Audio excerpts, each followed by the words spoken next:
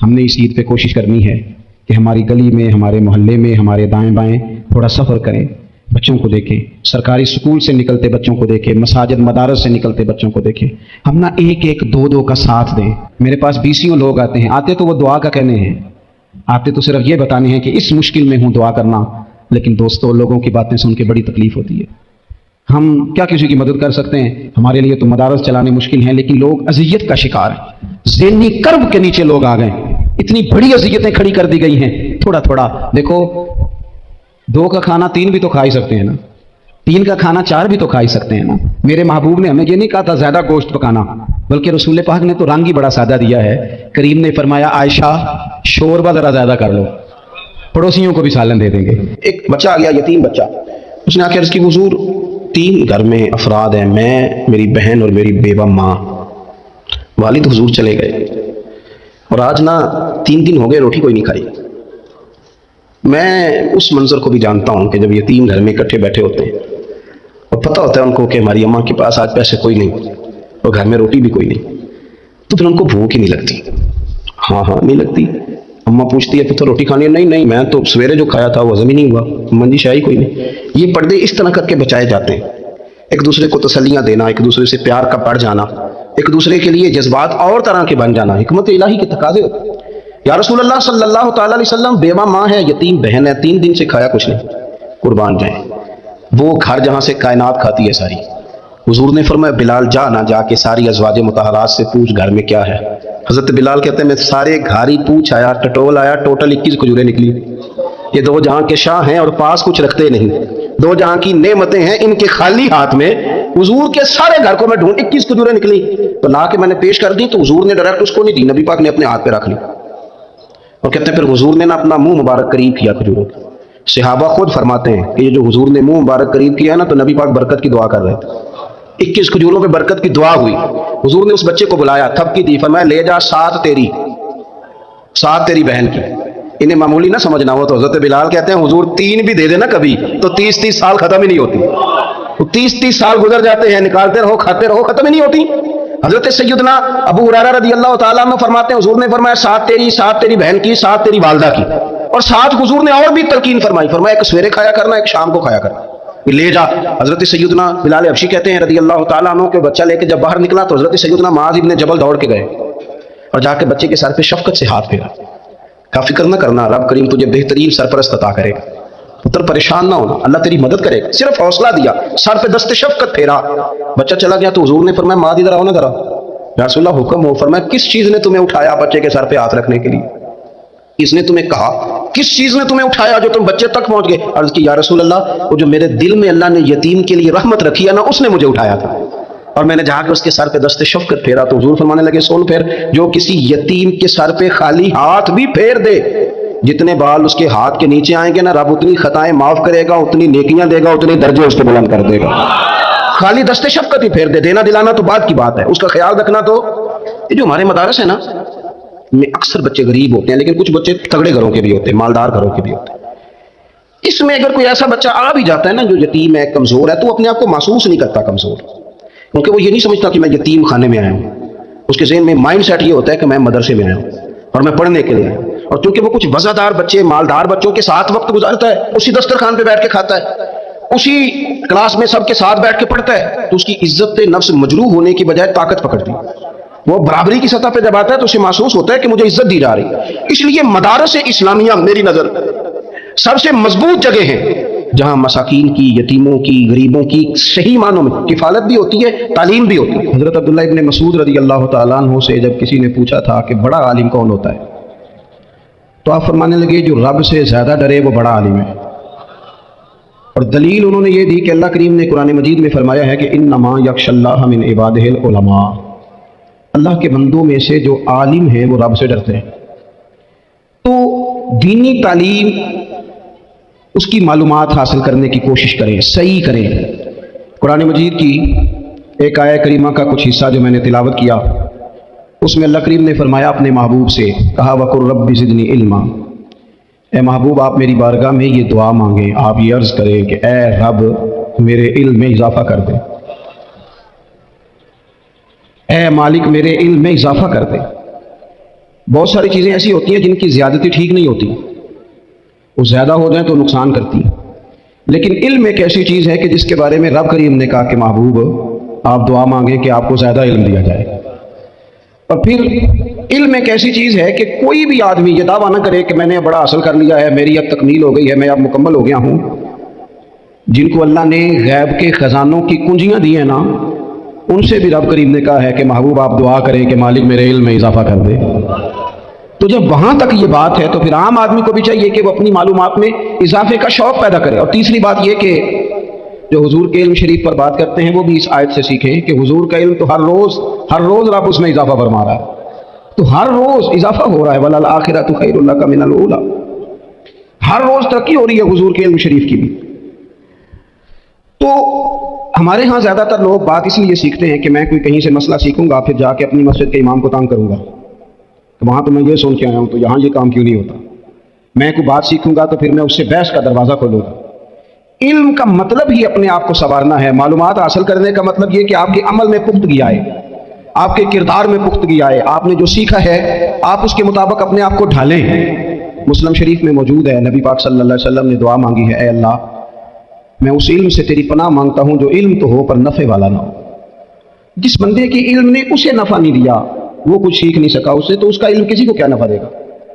جب خود سے اس نے، اور صوفیہ کرام تو فرماتے ہیں کہ جو لوگ بڑی معلومات حاصل کر لیں، بڑی باتیں سیکھ لیں، پنچایت میں کسی کو بولنے نہ دیں، گھر میں کسی کو بولنے نہ دیں، بہت سارے لوگ تو علماء کو بھی مشورہ دیتے ہیں، بڑی باتیں کرے لیکن عمل کے لحاظ سے بندہ زیرو ہو تو اہل دل فرماتے ہیں اس کی صحبت سے بچو۔ اسے بڑا پتہ ہے، بڑی باتیں آتی ہیں، بڑی باتیں آتی ہیں، بڑی باتیں کرتا ہے، لیکن گفتگو کی حد تک تو بہت بڑا ہے، عمل کے معاملے میں صفر ہے۔ بہت سارے لوگ مسجد کے حجرے میں میٹنگ ہو رہی ہوتی ہے اور وہ لمبی لمبی دلیلیں اور مشورے دے رہے ہوتے ہیں، نماز کا ٹائم آ جائے تو اٹھ کے چلے جاتے ہیں، کہتے ہیں میں اپنے محلے کی نصیحتیں پڑھنی ہے۔ کئیوں کو کام یاد آ جاتا ہے۔ فرمایا کہ شخص کے پاس معلومات بڑی ہوں لیکن عمل کے معاملے میں بندہ زیرو ہو تو اسے بچنا کیوں؟ اس لیے کہ اگر پڑھا لکھا آدمی بے عمل ہونا تو وہ اپنی بے عملی پر بھی دلیلیں پیش کرتا ہے۔ وہ کہتا ہے میں یہ کام نہیں کرتا تو یہ میرے پاس دلیل ہے، وہ تو بے عملی کو بھی مزین کر دے گا معاذاللہ۔ تو دینی تعلیم ایک تو حاصل اس لیے کریں کہ ہم نے اپنے آپ کو سنوارنا ہے، اور دوسرا علم کا شوق طبیعت میں ہو۔ دیکھیں نا، اللہ کے حبیب صلی اللہ علیہ وسلم نے فرمایا ہے کہ جو علم کے راستے پہ چل پڑا وہ جنت کے راستے پہ چل پڑا ہے۔ جمعوں میں، محفلوں میں کانوں کے ذائقے کے لیے نہ آئیں، اس لیے آئیں کہ میرے علم میں، میرے عمل میں یہ کوئی اضافے کی بات بنے گی، میں کوئی نصیحت حاصل کروں گا تو میرے دل کا زنگ اترے گا۔ ہمارے ہاں یہاں لوگ مزے کے لیے آتے ہیں اور آج کل لوگ فوٹو کے لیے آتے ہیں۔ ان دو کاموں سے نکل کر خالص اصلاح کی نیت سے علم کا شوق، ہمارے ہاں تیزی سے ایک حرکت کی گئی، علماء کا وقار خراب کیا گیا اور لوگوں کو دینی علوم سے دور کیا گیا، اور اس میں بعض بیچارے واعظین اور خطباء نے بھی کردار ادا کیا جب جعلی پیر کی تعریفیں کھول کے کی، اور اسے پتہ نہیں کہاں تک یہ اسٹیج ہوتے ہیں نا، ان میں کوئی بندہ اچھا لگے بھی تو اس کے لیے دعا کرنی چاہیے، تعریفیں نہیں کرنی چاہیے۔ تعریفیں اس کا کوئی فائدہ نہیں ہے، اس بندے کو تو دعا کا فائدہ ہے، اگر آپ کو اچھا لگ رہا ہے تو اسے دعا دے، اس سے زیادہ کچھ نہیں کرے۔ اور ہمارے ہاں جناب وہ نقیب محفل بیچارے کی شامت آ جاتی ہے اگر تعریفیں تھوڑی کرے تو کہتے ہیں تو نام ہی نہیں لینا ہوتا، اور بھائی اس کے نام لینے سے آپ کا قد اونچا ہوتا ہے۔ تو علم اور عالم ان دونوں چیزوں سے قوم کو دور کیا گیا۔ دینی تعلیمات کا فقدان ہے، جو میٹرک تک لوگ 60-70 کتابیں پڑھ جاتے ہیں انہیں بھی قرآن پاک ٹھیک سے نہیں پڑھنا آتا، دور کیا گیا۔ آپ مجھے بتائیے، چلے ایک مسجد ہی آپ دیکھ لیں، اس مسجد کے اندر اگر ایک طرف ایک عالم دین مشکاۃ شریف کھول کے بیٹھے ہوں، حدیث پاک کا درس ہو رہا ہے، یا بہار شریعت کھول کے بیٹھے ہیں، فقہی مسائل بیان کیا، اور اسی مسجد میں ایک بابا جی جبہ پہن کے تگڑا سا بڑی سی پگڑی باندھ کے اور 500 دانے والی تسبیح لے کے بیٹھے، اب ایک بندہ اندر آتا ہے تو وہ کدھر جائے گا؟ عالم کی طرف کہ بابا جی کی طرف؟ وہ کیوں جا رہا ہے بھلا بابا جی کی طرف؟ وہ اس لیے کہ ہم نے اسے یہ بتایا ہی نہیں کہ جس طرح سبحان اللہ سبحان اللہ سبحان اللہ پڑھنا عبادت ہے نا، اسی طرح دارابا پڑھنا بھی عبادت ہے۔ اسے ہم نے بتایا نہیں کہ جب تک علم کے رستے میں رہنا بھی عبادت ہے، جب تک اسے یہ سمجھ نہیں نہ آئے گی کہ جس طرح وظائف کی کتاب پڑھنا عبادت ہے، اسی طرح مشکاۃ شریف پڑھنا بھی عبادت ہے، حدیث بخاری کا درس لینا بھی عبادت ہے، مسلم شریف کی احادیث پر اپنے اساتذہ سے بیٹھ کر دروس پانا بھی عبادت ہے۔ جب تک یہ پورا مزاج دیکھیں نا، نبی پاک صلی اللہ علیہ وسلم نے فرمایا رات کی ایک گھڑی بھر دین سیکھ لینا ساری رات نفل پڑھنے سے بہتر ہے۔ اب ہمیں سمجھنا چاہیے کہ کتاب پڑھ کے بھی بندہ رب رسول تک پہنچ سکتا ہے، किताब सुन्नत रास्ता आसान करते हैं, लेकिन हमारे यहाँ क्या मिजाज दिया गया है, बाबा जी के पास चलो जरूर जाएं, बाबा जी अगर ले क्या तो मना कोई नहीं कर रहा, लेकिन जो सोच हमें हुजूर ने दी है हमने उसी सोच के मुताबिक अपने मामलात को तरतीब देना है ना। अब एक बात मैंने आपसे पूछी और आपने कहा कौम सारी बाबा जी की तरफ जाएगी। हदीस पाक किस तरह है, अल्लाह के महबूब मस्जिद शरीफ में तशरीफ लाए, दोनों जानिब लोगों के हल्के बने हुए हैं, लोग बैठे हुए हैं, एक हल्के में लोग अल्लाह की याद कर रहे हैं, जिक्र हो रहा है, एक हल्के में बैठ के एक आलिम किताब सुन्नत का दर्स दे रहे हैं, एक सियाबी और बाकी सुन रहे हैं। खास तवज्जो करें नौजवान मेरी बात पर, रसूल करीम सल्लल्लाहु अलैहि वसल्लम दोनों के बीच खड़े हो गए और करीम ने फरमाया दोनों महफिल खैर की हैं, दोनों ही हल्के खैर के हैं। और फिर हुजूर फरमाने लगे मुझे चूंकि रब ने उस्ताद बना के भेजा है, मैं चूंकि मुअल्लिम बन के आया हूं, यतलू अलैकुम आयातिना व युज़क्कीकुम, मैं चूंकि किताब व सुन्नत की तालीम के लिए आया हूं। ये लफ्ज कहते कहते हुजूर उस जमात में बैठ गए जो दीन पढ़ और पढ़ा रही थी। हुजूर वहां बैठे जहां बात दीन की हो रही, जहां लोगों को अल्लाह रसूल की बात बताई जा रही। तो जुमे में वक्त पे आए, अपनी दीनी मालूमात मजबूत करें। और अच्छा दौलत आई है ना, लफ्ज खत्म हो गए और आंसू शुरू हो गए। आशिक दा काम ही रोना धोना ते बिना रोयो नहीं मंजूरी, ये आशिक सदा ही रोंदा रहिंदा, भावें वसल होवे ते भावें दूरी, रो पड़े रोते रहे, क्या हुक्म है मेरे लिए। जनाब आयशा सिद्दीक़ा रज़ी अल्लाह ताला अन्हा फरमाने लगी उमर आप जाइए, कहते सहाबा भी ठीक है पर जहां आप खड़े हैं आप तो बिल्कुल ही ठीक, आप जाइए। हजरत उमर तशरीफ ले गए तो सहाबा लौट करके आए, अर्ज करने लगे अम्मा जी क्या बना, तो जनाब आयशा सिद्दीक़ा फरमाने लगी तुम अपनी जगह ठीक हो पर जो कैफियत उमर पे तारी हैं तुम उसका अंदाजा नहीं कर सकते। यारो इज्जत तो हुजूर के रास्ते पे चलने में।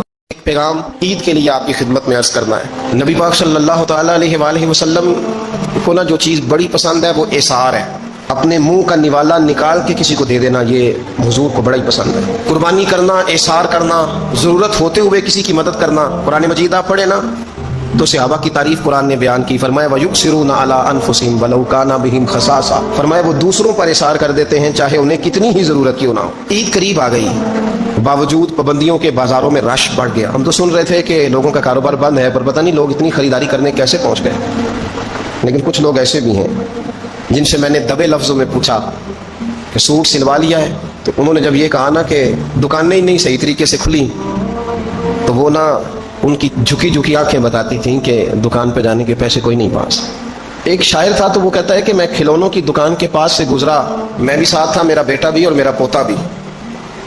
तो मेरा पोता जिद करने लगा कि खिलौना लेना है, तो मेरे बेटे ने बड़ा समझाया नहीं लेना नहीं लेना, पर बच्चे ने जिद नहीं छोड़ी, बाप ने मारा भी डांटा भी, पर उसने कहा नहीं मैंने खिलौना लेना है। जब मेरा बेटा नहीं मान रहा था तो मैंने फिर उसको कहा, मैं मिसाल दे रहा हूँ, पस मंजर कुछ यूँ बना होगा। उसने कहा कि तुम खिलौने की दुकानों के पास से क्यों गुजरे, ये बच्चे की जिद है, ये समझौता नहीं करती, ये बच्चों की जिद है, ये समझौता।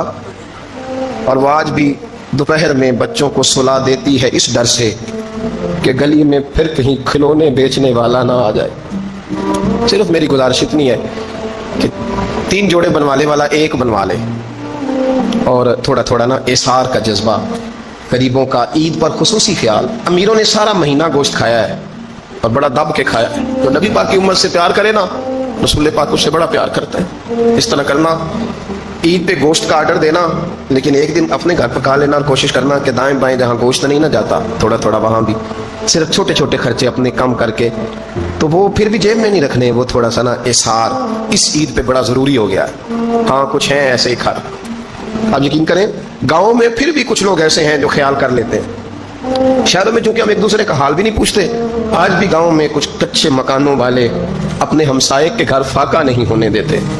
थोड़ी थोड़ी ये अपील है, मेरी खास अपील है, याद रखना थोड़ा सा। मेरा एक दोस्त से बड़ा ही प्यार है, बड़ा ही, मुझे बड़ी मोहब्बत है। मैं ज़रूरी तो नहीं हर बंदे के मुंह पे कहा जाए। उनकी बेटियां काम करती हैं, मुझे एक सुबह उन्होंने बताया कि बच्चियां काम पे जाती है, तो मैं फजर के बाद सोता हूँ। उस दिन मैं सो नहीं सका, बड़ा मैं अज़ियत में आ गया। मैंने कहा कि बेटियां तो मेरी भी है ना, तो इसलिए ये थोड़ा सा ना मेहरबानी करें, खुदारा थोड़ा सा ना उम्मत का दर्द भी महसूस करें। बड़ी बड़ी सोसाइटियाँ तो थोड़ी हैं, ज़्यादा लोग तो अभी भी कच्चे मकानों में हैं, तो मेहरबानी करें थोड़ा सा इन लोगों का इस ईद पे ज़रूर ख्याल करें। आज 21 रमज़ान को मेरे अब्बा जी फौत हुए थे, आज के दिन, आज उनको 19 साल हो गए। अब 19 साल पहले मैं कहाँ था आप सोच सकते हैं। तो मैंने बड़े उनके जाने के बाद रातें भी देखी हैं, और मैंने उनके जाने के बाद बड़े कठिन मामलात भी देखे हैं, तो मैंने ये जायका चखा है। मुझे पता है कि ये जो गरीबी का और यतीमी का रंग होता है, इसकी असल शक्ल क्या है, वो मैंने असल शक्ल देखी है। तो मैं इसके मद्दोजर से मैं वाकिफ़ हूँ, मुझे इसका पता है। तो मेहरबानी फरमाएं, आपसे मेरी ये दर्दमंदाना अपील है कि थोड़ा थोड़ा दाएं बाएं ज़रूर तवज्जो कीजिएगा। रब करीम मेरी नबी पाक अलैहिस्सलाम ने फरमाया जो बंदा जो काम करता दुनिया से जाएगा वही काम करता हुआ उठाया भी जाएगा। एक बंदा शराब के नशे में मर गया था, शराब ज्यादा पी ली, बेपड़े काम करना छोड़ गए। या रसूलुल्लाह सल्लल्लाहु अलैहि वसल्लम ये शराब में मर गया है। फरमाया माज़अल्लाह क़यामत में उठेगा तो इसके मुंह से शराब की बदबू आ रही है। मुस्लिम शरीफ की हदीस है, बुखारी में मौजूद है। एक सहाबी थे, वो हुजूर के साथ मैदान अरफात में पहुंचने में लेट हो गए। अपनी ऊँटनी दौड़ाते हुए तेजी से मैदान अरफात में पहुंचे और जुबान पे जारी था लब्बैक अल्लाहुम्मा लब्बैक लब्बैक ला शरीक लक लब्बैक इन्नल हम्दा वन निअमत लक वल मुल्क ला शरीक लक लब्बैक। ये लब्बैक कहते कहते जा रहे, अचानक ऊँटनी से गिरे, गर्दन के बल इंतकाल हो गया। नबी पाक अलैहि सलाम ने फरमाया कफन ना तो एहराम में लाओ। हुजूर ने जनाजा पढ़ाया, फरमाया इसे दफन कर दो, ये कयामत के दिन जब कब्र से उठेगा तो लब्बैक लब्बैक कहता हुआ उठेगा। जो बंदा जो काम करता दुनिया से जाएगा, बस जेल बना लो, जो करता जाएगा। इसलिए हमारे बुजुर्गों ने लिखा है कि हजरत उमर नमाज पढ़ाते हुए दुनिया से गए थे तो कब्र से नमाज पढ़ाते निकलेंगे। हजरत बिलाल अजाने पढ़ते गए तो अजान पढ़ते हुए कब्र से निकलेंगे। हजरत उस्मान गनी दुनिया से कुरान मजीद की तिलावत कर रहे थे, जब शहीद किए गए तो कब्र से निकलेंगे तो कुरान पढ़ते हुए निकलेंगे।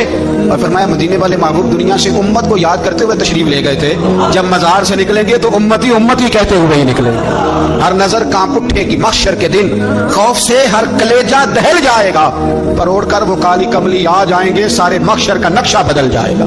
देखे ना, नाराज ना होइएगा। ताजर तिजारत का जिक्र घंटों करता है तो थकता नहीं, सियासतदान सारा दिन सियासत की बातें करते हैं तो थकते नहीं। तो आप कुरान पढ़ते हुए कैसे थक जाते हैं, तस्बीह निकालते हुए कैसे थक जाते हैं, दुरूद शरीफ पढ़ते हुए। मौत के लिए तैयारी करें। आप जो काम करते हैं ना, इंशाल्लाह वही काम करते हुए दुनिया से। आला हज़रत फाज़िल बरेलवी रहमतुल्लाह तआला अलैह फरमाया करते थे, इंशाल्लाह सारी जिंदगी हुजूर के तराने पढ़े हैं, क़यामत में भी तराने पढ़ते ही उठेंगे। मैं अपनी हयाती तो कुर्बान थी माँ, मोहम्मद मोहम्मद पकींदे गुजर गई, मोहम्मद मोहम्मद पकींदे गुजर गई, अहद को अहमद मलींदे गुजर गई। तो तैयारी करें, असबाब उसके लिए बनाएं। आप बुखारी मुस्लिम देखिए, हजरत सैयदना अबू बकर सिद्दीक रज़ी अल्लाह तआला अन्हु फरमाने लगे कि जब हम गारे सौर में थे तो काफिर जो थे ना वो बिल्कुल गार के करीब आ गए। जिन लोगों ने गारे सौर देखी हुई है वो जानते हैं कि इस जानिब वो सुराख है गारे सौर का जहां तक काफिर आन पहुंचे थे। तो फरमाते हैं कि काफिर बिल्कुल करीब आ गए। अब पोजीशन ये बन गई कि उनके पैर हमें नजर आने लगे, बिल्कुल सामने खड़े हैं, वो तलाश करते करते आ गए। हजरत अबू बकर सिद्दीक रज़ी अल्लाह तआला अन्हु फरमाते मैंने बड़ी परेशानी के आलम में अर्ज़ की, या रसूलल्लाह सल्लल्लाहु अलैहि वसल्लम, अगर उन्होंने अपने पैरों की तरफ देखा तो हमें पकड़ लेंगे, अगर उन्होंने अपने पैर देखे तो वो हमें छोड़ेंगे नहीं, पकड़ लेंगे। तो नबी पाक सल्लल्लाहु तआला अलैहि वसल्लम का मैंने चेहरा देखा तो हुजूर के चेहरे पर पूरा इत्मीनान था। मैंने बड़ी परेशानी के आलम में अर्ज़ की, हुजूर वो गिरफ्तार करने वाले पहुंच गए, बिल्कुल यानी बिल्कुल ही